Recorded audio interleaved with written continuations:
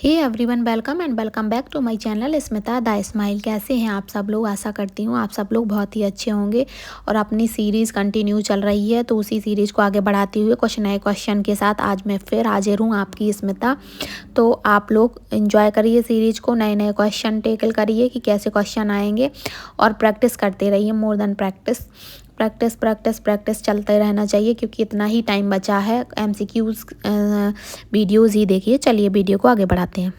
चलिए स्टार्ट करते हैं नए क्वेश्चन से।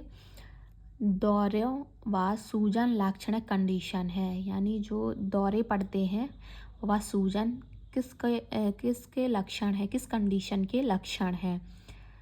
तो ये क्वेश्चन मैं एक बार बता चुकी हूँ। एक्सलैम्सिया,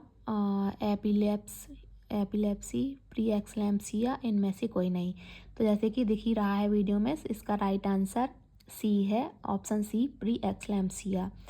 तो इसको प्री एक्सलैम्सिया लक्षण कहते हैं, दौरे व सूजन। प्री एक्सलैम्सिया जो लक्षण कंडीशन है उसका लक्षण है। ठीक है, नेक्स्ट क्वेश्चन है, योनि में स्ट्रॉबेरी स्पॉट दिखाई देते हैं। जो योनि है उसमें स्ट्रॉबेरी जैसे रेड रेड स्पॉट्स दिखाई देना किस कंडीशन में माना जाता है। कैंडिडा में, ट्राइकोमोनास में, साइट्रोमेगालोब्लास वायरस में और हार्पिस सिम्प्लेक्स में। साइट्रोमेगालो वायरस में या हार्पिस सिम्प्लेक्स में। इतने ऑप्शन दिए गए हैं इसके, तो बताना है कि योनि में स्ट्रॉबेरी स्पॉट्स जो दिखाई देते हैं। तो चलिए इसका राइट आंसर बताते हैं टाइम वेस्ट ना करते हुए। ऑप्शन बी इसका राइट आंसर है, टाइकोमोनास में। ठीक है, टाइकोमोनास में जो होता है ये कंडीशन पाई जाती है। ठीक है, नेक्स्ट क्वेश्चन है, प्री एक्सलैम्सिया से पीड़ित महिलाओं में दौरे आने का खतरा कब समाप्त हो जाता है। प्री एक्सलैम्सिया, जैसे कि फर्स्ट क्वेश्चन से पता चल गया है कि उसमें दौरे व सूजन आते हैं, तो जो दौरे आने का खतरा है वो कितने टाइम बाद समाप्त हो जाता है। प्रसव आरंभ होने के पश्चात, या प्रसव होने के पश्चात, या प्रसवोत्तर 24 घंटे में, या फिर प्रसवोत्तर 48 घंटे में। तो बताना है कि ये जो प्री एक्सलैम्सिया से जो पीड़ित महिलाएं होती हैं तो उनमें दौरे आने शुरू हो जाते हैं, वो कब ख़त्म हो जाते हैं। यानी कि जो डिलीवरी होती है, डिलीवरी होने के पश्चात, यानी डिलीवरी होने के प्रारंभ ही होने के तुरंत पश्चात तो नहीं हो सकता है। प्रारंभ होने के पश्चात कुछ टाइम तो लगेगा दौरे आने की कंडीशन ख़त्म होने में, कुछ टाइम तो थोड़ा बहुत लगेगा ही। तो इसका राइट आंसर है प्रसवोत्तर, यानी प्रसव होने के 48 घंटे के में हो जाता है ये कंडीशन समाप्त। ठीक है, तो इसका राइट आंसर ऑप्शन डी होगा। ठीक है, नेक्स्ट क्वेश्चन पर बढ़ते हैं। कोरियोनिक प्लेट के किनारों पर स्थित एक पतली रेशेदार बलय कहलाती है। जो कोरियोनिक प्लेट्स हैं, उनकी प्लेट्स होती है, उनके किनारे पर जो पतली रेशेदार बलय होती है वह क्या कहलाती है। प्लेसेंटा का घेरा होना, प्लेसेंटा सक्सेंट्रेटा, या फिर अद्भुत सम्मिलन, या फिर प्लेसेंटा मार्जिनेटा। तो मार्जिनेटा या फिर सक्सेंट्रेटा या फिर प्लेसेंटा का घेरा होना, कौन सा है ये रेशेदार बलय, ये बताना है। तो इसका राइट आंसर है ऑप्शन डी, प्लेसेंटा मार्जिनेटा। ठीक है, तो प्लेसेंटा से रिलेटेड ही है जो ये कोरियोनिक प्लेट, उसके चारों ओर पतली रेशेदार बलय होता है, उसको प्लेसेंटा मार्जिनेटा कहते हैं। ऑप्शन डी इसका राइट आंसर है। चलिए नेक्स्ट क्वेश्चन पर बढ़ते हैं। नेक्स्ट क्वेश्चन है, 1 साल से छोटे बच्चे में पेंटावोलेंट टीका कहाँ लगाया जाता है। जो पेंटावोलेंट टीका है वो 1 साल के बच्चे में कहाँ पर लगाया जाता है। जांघ पर, या जांघ के पार्श्व भाग पर, या फिर ऊपरी भुजा के पार्श्व भाग पर, या ग्लूटियल क्षेत्र के बाहरी भाग पर। तो ये जो पेंटावोलेंट टीका है वो बच्चे में कहाँ पर लगाया जाता है। तो इसका राइट आंसर है ऑप्शन बी, जांघ के पार्श्व भाग पर। तो ऑप्शन बी इसका राइट आंसर होगा। और ये भी लेफ्ट जांघ पर, यानी बाएं जांघ पर लगाया जाता है, बाएं जांघ पर। बाएं जांघ पर। ठीक है, तो जांघ के पार्श्व भाग में भी बाएं जांघ के पार्श्व भाग पर लगाया जाता है। ठीक है, नेक्स्ट क्वेश्चन पर बढ़ते हैं और नेक्स्ट क्वेश्चन है प्रसव की तृतीय अवस्था की सबसे सामान्य जटिलता है।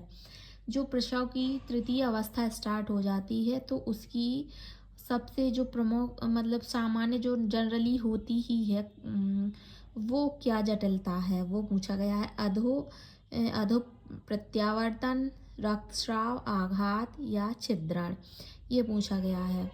तो तृतीय अवस्था जैसे कि पता ही है कि जो सामान्य जटिलता है उसका राइट आंसर होगा बी, ऑप्शन बी, रक्तस्राव। रक्तस्राव ही इसकी सामान्य जटिलता होगी प्रसव के तृतीय अवस्था की। ठीक है, तो चलिए नेक्स्ट क्वेश्चन पर पढ़ते हैं और आपको क्वेश्चन कैसे लगे ये बताइए और प्रैक्टिस करते रहिए, जितना पॉसिबल हो सके उतनी प्रैक्टिस करिए क्योंकि प्रैक्टिस का ही टाइम बचा है। प्रैक्टिस करना मोस्ट इम्पोर्टेंट हो गया है।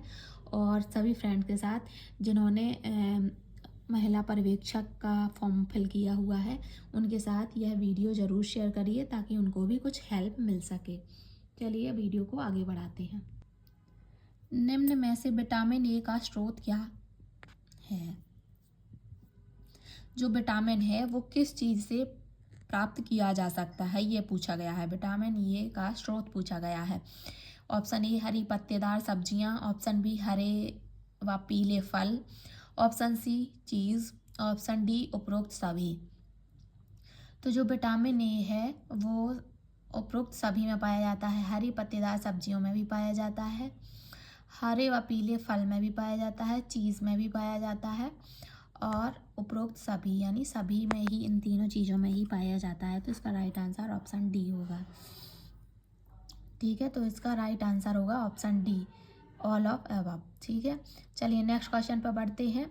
नेक्स्ट क्वेश्चन है निम्न में से कौन सा विटामिन एंटी इन्फेक्टिव विटामिन के नाम से जानी जाती है?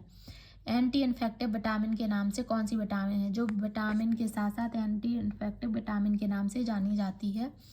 वह कौन सी विटामिन है? Option A vitamin C, option B vitamin A, option C vitamin D और ऑप्शन डी है विटामिन बी। तो बताइए इसका राइट आंसर क्या होगा। निम्न में से कौन सा विटामिन एंटी इन्फेक्टिव विटामिन के नाम से जानी जाती है? Vitamin C, vitamin D, vitamin A, vitamin B12 बताना है इसमें से। तो इसका राइट आंसर होगा ऑप्शन ए है इसका राइट आंसर, विटामिन ए। ठीक है, सॉरी मैं ऑप्शन ए बोल गई थी, ऑप्शन बी है विटामिन ए। ठीक है, नेक्स्ट क्वेश्चन पर बढ़ते हैं। नेक्स्ट क्वेश्चन है पीला बुखार के टीके की डोज क्या होती है? जो पीला बुखार आता है उसमें जो टीका दिया जाता है उसकी डोज का क्वांटिटी के बारे में पूछा गया है कि पीले बुखार में जो टीके की डोज दी जाती है वो कितनी मात्रा में दी जाती है। Option A 2 ml, option B 0.5 ml, option C 1 ml, option D 2 drops. तो जैसे कि सभी टीकों में लगभग 0.5 ml ही डोज दी जाती है तो इसका राइट आंसर ऑप्शन बी होगा 0.5 ml। ठीक है, नेक्स्ट क्वेश्चन पर बढ़ते हैं। पहली तिमाही में बिना गर्भाशय संकुचन या दर्द के रक्तस्राव और और गर्भाशय ग्रीवा का कोई फैलाव ना होना यह दर्शाता है। जो फर्स्ट ट्राइमेस्टर है उसमें बिना गर्भाशय संकुचन या दर्द के, गर्भाशय में बिना कोई दर्द के जो रक्त जो ब्लड निकलने लगता है और गर्भाशय ग्रीवा का कोई फैलाव नहीं होता वह दर्शाता है। गर्भपात छूट गया, गर्भपात की धमकी दी गई, अपरिहार्य गर्भपात या पूर्ण गर्भपात। तो ये है मतलब कि इसमें ब्लड निकलने लगता है तो ये लगने लगता है कि गर्भपात हो गया, बट ऐसा नहीं होता है। डॉक्टर्स की सलाह से और रेस्ट करने से वो बच्चा जीवित रह जाता है तो इसको गर्भपात की धमकी दी गई है, ये कहलाता है, यानी कि धमकी दी गई। ठीक है, ऑप्शन बी राइट आंसर होगा। चलिए नेक्स्ट क्वेश्चन पर बढ़ते हैं। भ्रूण से उत्सर्जित होने वाले मुख्य पदार्थ हैं। भ्रूण से जो उत्सर्जित होने वाला पदार्थ है उसमें मुख्य क्या है? बिलिरुबिन, CO2, यूरिक एसिड, ऊतक। Option A bilirubin, option B CO2, option C uric acid और ऑप्शन डी ऊतक। तो इसका राइट आंसर ऑप्शन बी हो जाएगा CO2। जो भ्रूण से उत्सर्जित होने वाला पदार्थ है वो CO2 है। चलिए नेक्स्ट क्वेश्चन पर बढ़ते हैं। नेक्स्ट क्वेश्चन है, वह महिला जिसने अभी अभी बच्चे को जन्म दिया हो कहलाती है। उस महिला को क्या कहते हैं जिसने अभी अभी बच्चे को जन्म दिया हो? Option A puerpera, option B primigravida, option C primipara, option D प्रसूति। तो उसको टेक्निकल लैंग्वेज में क्या कहते हैं? प्यूरपेरा, प्राइमीग्रेविडा, प्राइमीपारा और प्रसूत। तो इसका राइट आंसर होगा प्यूरपेरा। ठीक है, तो ऑप्शन ये राइट आंसर होगा। इस तरीके से मैं कुछ क्वेश्चन डिफरेंट टाइप के लेकर आने की कोशिश करी हूँ। अगर आपको अच्छा लगा हो तो वीडियो को लाइक एंड शेयर करिए और चैनल को सब्सक्राइब करिए और अपने दोस्तों के साथ शेयर करिए ताकि उनको भी कुछ हेल्प मिल सके। इसी तरीके से प्रैक्टिस करते रहिए और वेट करिए नेक्स्ट वीडियो का।